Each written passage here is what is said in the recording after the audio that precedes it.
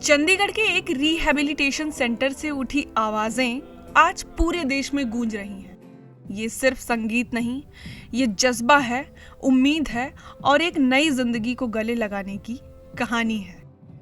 यह कहानी है भारत के पहले wheelchair band following Karma band की। 7 कलाकार, एक सपना और एक सुर जो एक पिकनिक की हंसी में जन्मा था। आज ये बैंड लोगों को दिखा रहा है कि असली ताकत शरीर में नहीं, आत्मा में होती है। 2019 में असम के त्रिदीप चौधरी ने इस बैंड की नींव रखी। रिहैब सेंटर में शुरू हुआ सुरों का यह कारवां आज देश में हौसले की मिसाल बन चुका है। त्रिदीप ने एक सपना देखा, लेकिन 2021 में कोविड ने उनका साथ छीन लिया। उनकी मौत के बाद भी बैंड रुका नहीं। अब उनके साथी उसी जोश से मंच पर उतरते हैं और 21 अगस्त को ये बैंड पंजाब के गवर्नर और चंडीगढ़ के प्रशासक के सामने परफॉर्म करेगा। त्रिदीप की जगह अब गिटार की जिम्मेदारी संभाली है हरिकृष्ण नेगी ने।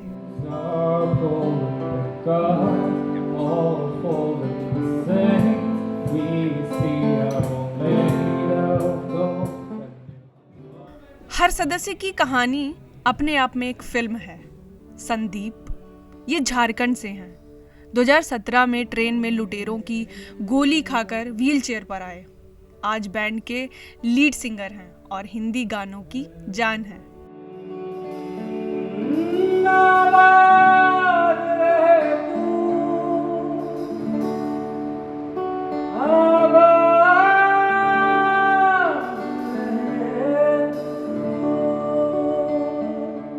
आप वोकलिस्ट हैं और बैंड को एक तरह से आप शुरुआत देते हैं एक तरह। ये बताएं कि ये बैंड जब बना था तो इसके पीछे का क्या मोटिव था कि इस बैंड को बनाया जाए?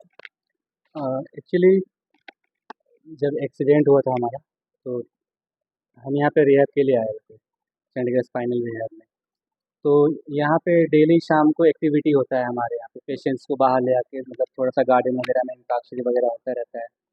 तो जो भैया थे हमारे कुलदीप भैया, तो वो गिटार लेकर आए हुए थे। तो अंताक्षरी हो रही था एक बार मतलब गार्डन में, तो कोई गाना गा रहा था तो वो स्टक हो गया वहीं पे, वो रुक गया। तो उसके बाद वो गाने को मैंने उठाया था वहाँ से। तो त्रिदीप भैया वहाँ पे, हमारी मैम भी थे, निकी मैम भी थे वहाँ पे। तो त्रिदीप भैया ने बोला कि ये तो बहुत अच्छा गाता है। फिर ऐसे चलते चलते फिर कुछ दिन बाद जब मेरा रिहैब कंप्लीट हुआ यहाँ पे, तो भैया और त्रिदीप भैया और निकी मैम जो हमारे सीईओ हैं, यहाँ के फाउंडर जो हैं, तो उन्हीं का आइडिया था कि ये बैंड जैसे कि बनाया जाए उस टाइम।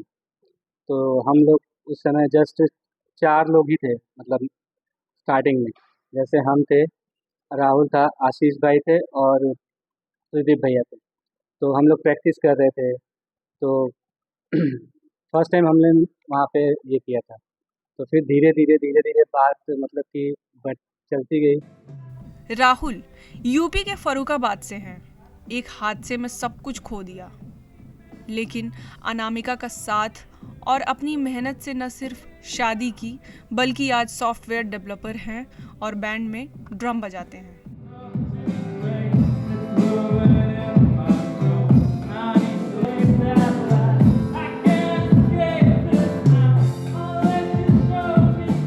जैसे अपॉर्चुनिटी मिलती है हम उतना टाइम देते हैं और इवन हम अपनी खुद से भी प्रैक्टिस करते हैं।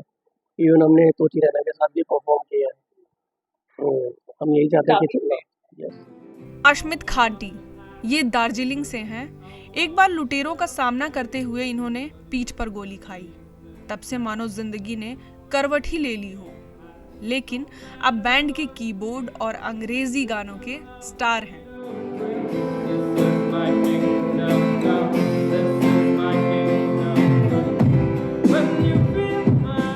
इस पियानो को बजाने के या इसकी परफॉर्मेंस को मेंटेन रखने के लिए किस तरह आप मैनेज कर पाते हैं, क्योंकि आप स्टडी भी कर रहे हैं?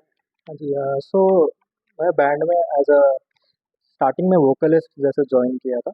सो as a backup vocalist for Hindi songs and as the main vocalist for the English songs. So but यहाँ पे इंग्लिश सॉन्ग्स थोड़े कम चलते हैं, so I had to switch to Hindi again. So I switched to Hindi. उसके बाद I thought that the band was lacking something, so I decided to learn the keyboards. Harikrishna Negi Manali से हैं। स्कीइंग के दौरान 25 फीट ऊंचाई से गिरे, तब मानो सपने टूट गए हों। लेकिन अब न सिर्फ गिटार बजाते हैं, बल्कि खेलों में गोल्ड मेडल भी जीत चुके हैं।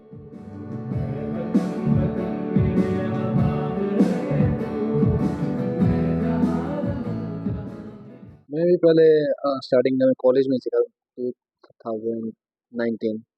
उसमें मेरे एक बड़े भाई है, वो भी बैंड है उनका अपना, वो भी गिटारिस्ट है। उन्होंने मेरे को प्ले करना सिखाया था। बस ऐसे अपने फन के लिए, टाइम पास के लिए गिटार सीख ले।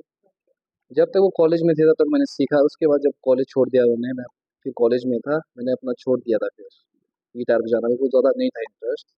फिर उसके बाद मैं यहाँ पे 2022 में एक स्पोर्ट्स इवेंट हुआ था यहाँ पे।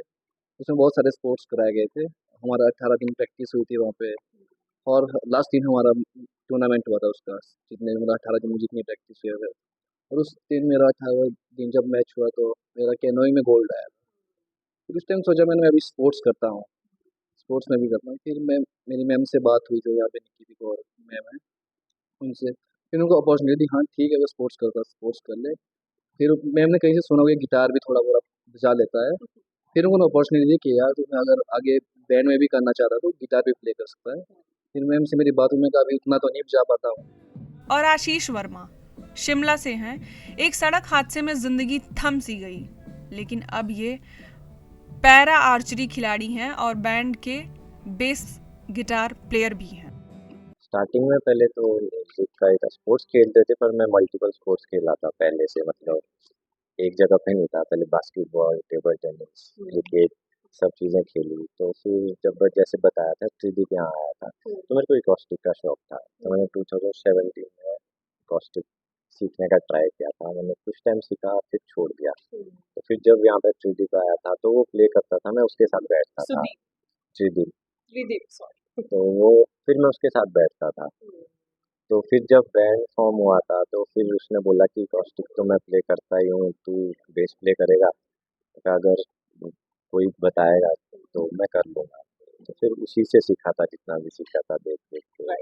त्रिदीप की बात हर एक मेंबर कर रहा है, जिसने इस बैंड को बनाने में एक आइडिया दिया था या उनसे शुरुआत हुई थी। तो उनका कनेक्शन बैंड के साथ कैसा था, और आप सबके साथ उनकी किस तरह की यादें थी? यादें तो बहुत सही है। इस बैंड को शुरुआत किया था त्रिदीप चौधरी ने, जो कोविड के समय में अपनी आप को नहीं सेव कर पाए और वो इस दुनिया से चले गए। लेकिन उन्होंने इस बैंड को एक विजन दिया, जिसको कंटिन्यू करते हुए आज 5 से 7 मेंबर इस बैंड को परफॉर्म करते हैं। वो जगह जगह सरकारी हो या प्राइवेट हो, ऐसे इवेंट्स में पार्टिसिपेट करते हैं और सब लोगों को म्यूजिक का असली अर्थ बताते हैं। फॉलोइंग कर्मा बैंड सिर्फ संगीत नहीं, यह जज्बा है, वो हिम्मत जो गिर कर भी उठती है, और वो सुर जो जिंदगी को नए मायने देता है। जब कर्म साथ हो तो उड़ान व्हीलचेयर से भी मुमकिन है। यह बैंड हमें यही सिखाता है कि सीमाएं केवल शरीर की नहीं होती, मन, आत्मा और संगीत ये कभी नहीं रुकते। और वो फ्लोइंग कर्मा बैंड एक जीती जाती मिसाल है कि म्यूजिक के दम पर वो लोग सब लोगों को बताते हैं कि जिंदगी बहुत बड़ी है। कैमरा पर्सन किशन के साथ नगमा सिंह की रिपोर्ट, ईटीवी भारत।